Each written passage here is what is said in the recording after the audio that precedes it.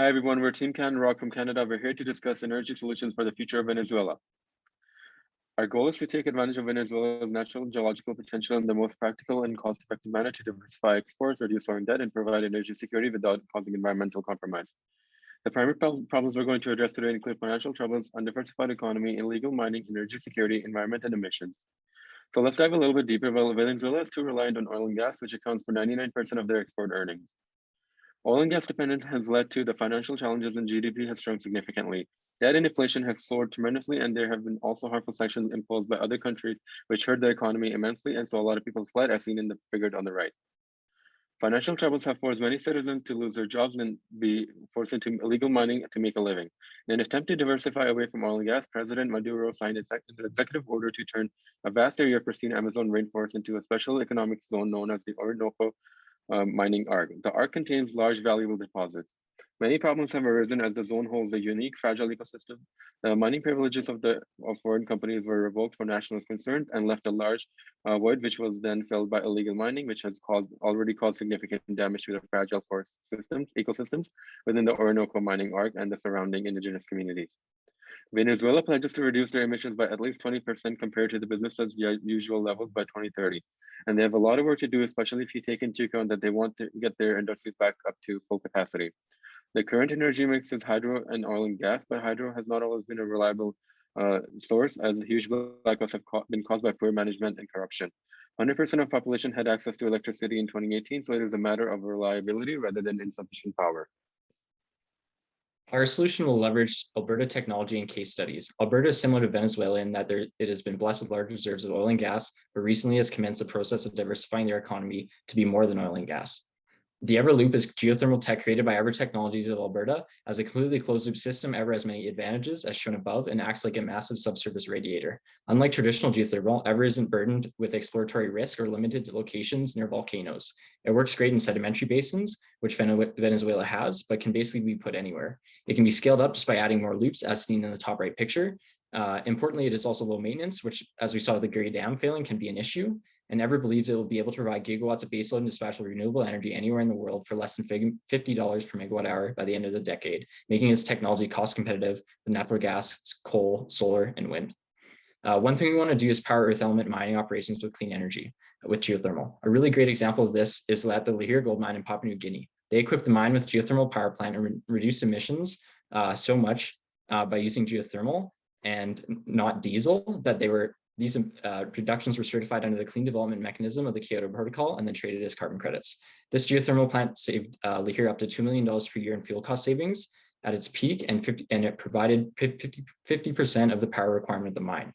An Everloop can operate conservatively for 30 plus years, and in this example would completely pay for itself in roughly 7.5 and continue to save the mine millions afterwards.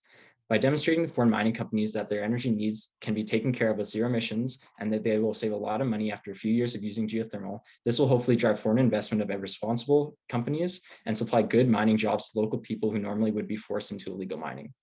But another amazing thing is that a geothermal power plant can serve as a legacy asset. And so even after mining ceases, it can supply extra power to the surrounding area, which would have normally been used for the mine. But you could also sell this electricity to a surrounding country, which would positively impact it, or use it for another source of income like cryptocurrency mining. We also want to make sure our solution positively impacts all demographics in Venezuela. And so we want to partner with indigenous people during geothermal.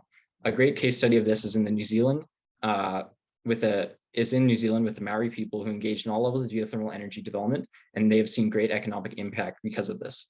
Relating this back to Ever Technology, though, they have a big partnership with the Little Salmon Carmacks First Nation in the Yukon, Canada, and they chose to partner with Ever because of the technology's very small surface footprint.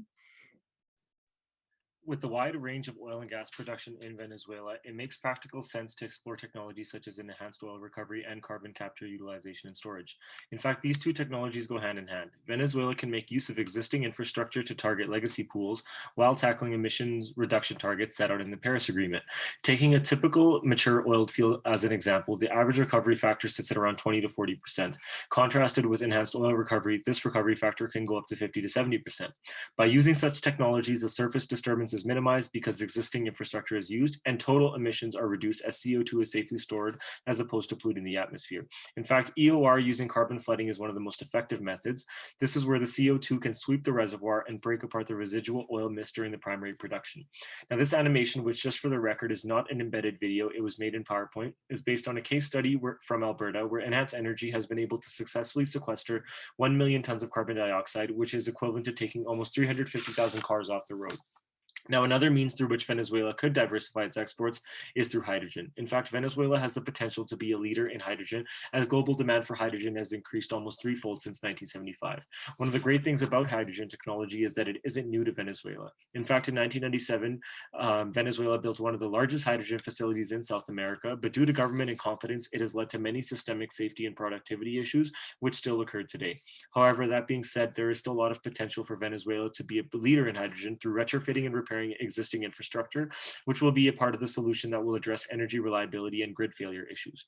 As a major hydropower and natural gas producer, Venezuela can generate green and blue hydrogen at very competitive market rates.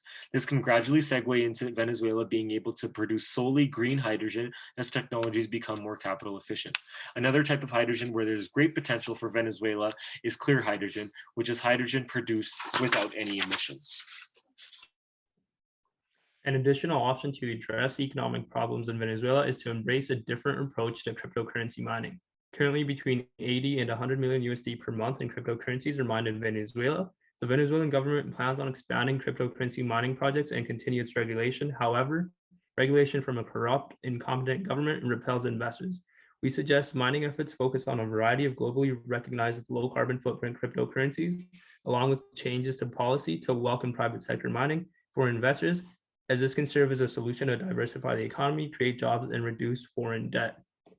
A window of opportunity for increasing crypto mining comes by reusing the current flared gas to generate power for blockchain mining and data mining. Repurposing wasted energy, such as the 33.27 million tons of CO2 that were flared in 2019 in Venezuela, has the potential to change the oil field as we know it, while creating new jobs focused on technology and the environment. Economic benefits of our proposed solutions are highlighted by an analog study of 25 European nations. The study found a positive correlation between a country's GDP growth and renewable energy. For countries such as Venezuela with lower GDP, the study found that when renewable energy consumption increased by 1%, the country's GDP will increase by 0.477%. We believe that our solution will increase GDP per capita in Venezuela by 768%. We believe this can be achieved by as early as 2040. Venezuela is in urgent need of international financial assistance, and the government must facilitate this. They must change their previous ways and mindset in order to attract foreign investment. Not every energy resource or resource in general must be controlled by the government. Best options for this would be from internal growth and from foreign investment. An Inter-American Dialogue report asked 8 large oil companies what would key conditions be for the companies to boost investment in Venezuela under a new government. And they said under a new government because that's the biggest thing that would make a difference, especially on the sanctions. But we can't assume that's going to happen, so other things must be done too. They also said that the break-even price of extracting resources needs to be lower than other producing countries, as there is still a lot of perceived risk from political instability and regulatory uncertainty that they would need to face by going into Venezuela versus the other countries. So for our solution roadmap, we have split it up into different logical phases and included a qualitative guide at the bottom showing the estimated energy mix of the country. For phase 1, we have proof of concept and change. We want Venezuela to show the world that meaningful change is being made and to lift harmful sanctions. If a transfer of power is not in order, then a major change of government mindset must be displayed. Then we can attract foreign investors back. And also we will put together necessary regulatory frameworks for emerging technologies. For phase 2, we want to begin really diversifying Venezuela's energy mix. More reliable sources like geothermal will fully eliminate the risk of huge blackouts. And at this stage, we will hopefully attract people who fled Venezuela during crisis back to the country and other educated immigrants. Phase 3 is called the debt battle, and this focuses on trying to reduce the huge debt they have through new foreign investment and our newly diversified exports in mining, oil and gas, hydrogen, and crypto. We think by 2040, our solution will have eliminated 70% of this debt. And in phase 4, we believe that through development of zero emissions geothermal and now mature CO2 injection assets with the EOR, better managed hydro and domestic hydrogen use, Venezuela can achieve net zero by 2050.